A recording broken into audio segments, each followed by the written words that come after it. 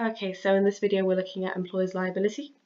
There are three types of employer's liability. The first is primary liability.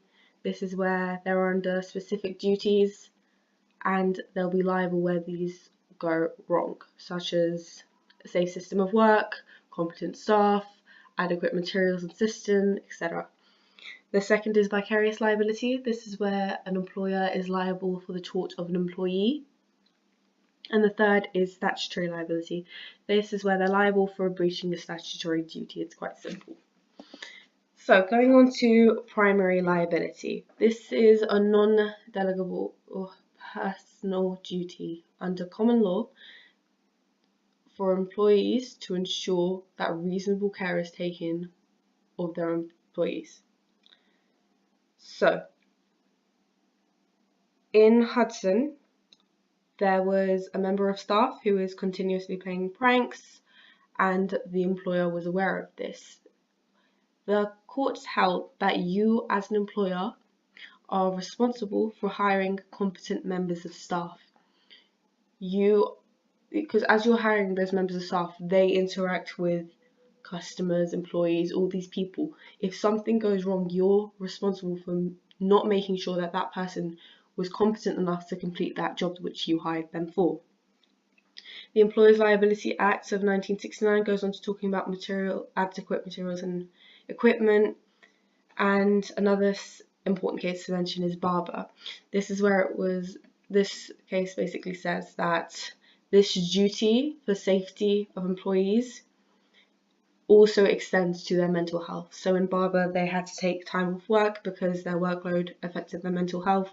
They came back to work and that same workload was given to them and it affected their mental health again, and I think it even got worse. So it was held that they were aware of this duty, especially in relation to this employee, and they failed to safeguard against that. This shows the courts moving forward to understanding that mental injury is just as serious as physical injury. However, it's worth noting that employers are only expected to do what is reasonable and proportionate. This was established in Latimer.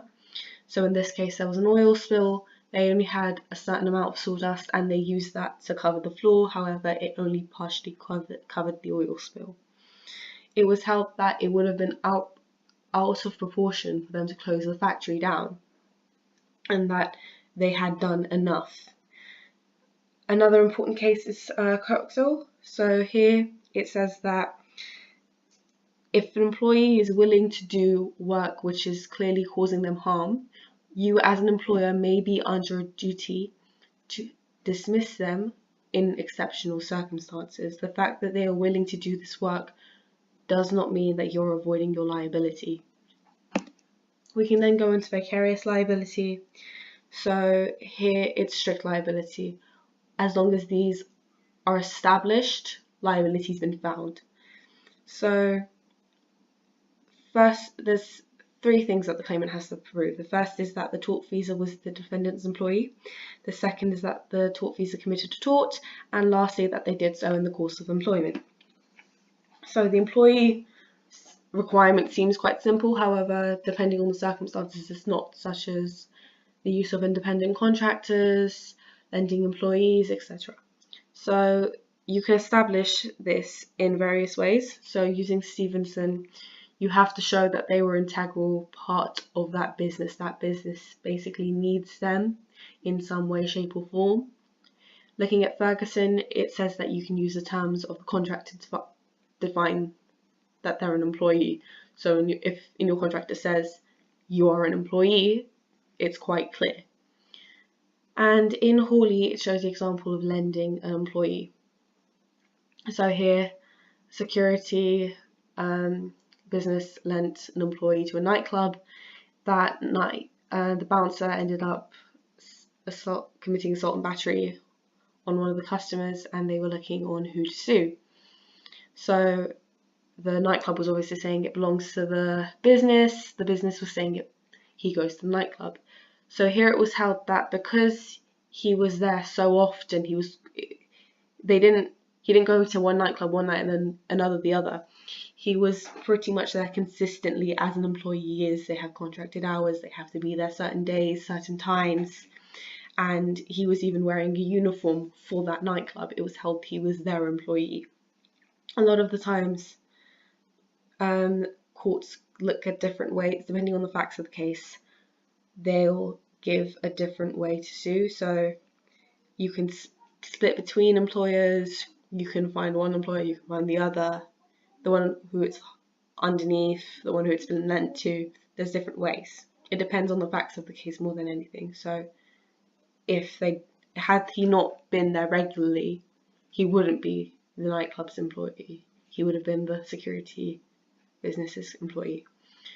And if you look at JDE and various claimants, this basically looks to see, it's kind of the use of common sense. Looking at this relationship, would you say this person is an employee? So are they more akin to an employee or an independent contractor? This is where it's not that clear. You basically look at the facts and handle them on that basis. So we have to then look at in the course of employment.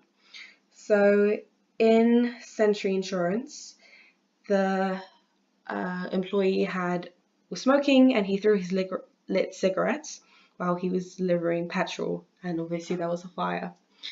It was held that the employers were still liable. He wasn't hired to smoke a cigarette while he was working. However, the courts found that it was one series of events. It wasn't separate from his employment. He was doing it while on the job in the course of employment. So the ways you can look to see whether or not they were acting in the course of employment. Firstly, was their conduct authorized by their employer? Second, is their conduct considered to be an unauthorized means of performing the job for which they are employed? And lastly, if they engage on a frolic of their own whilst at work.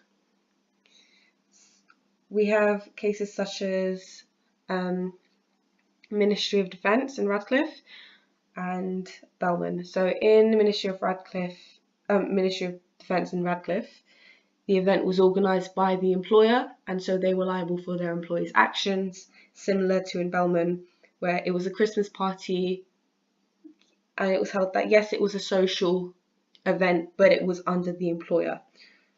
So there has to be a connection between the job and the wrongful conduct.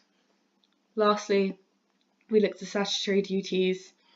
So an example of where these lie is the Health and Safety at Work Act, and it just shows a number of statutory duties which are clear in the law that employers have to uphold.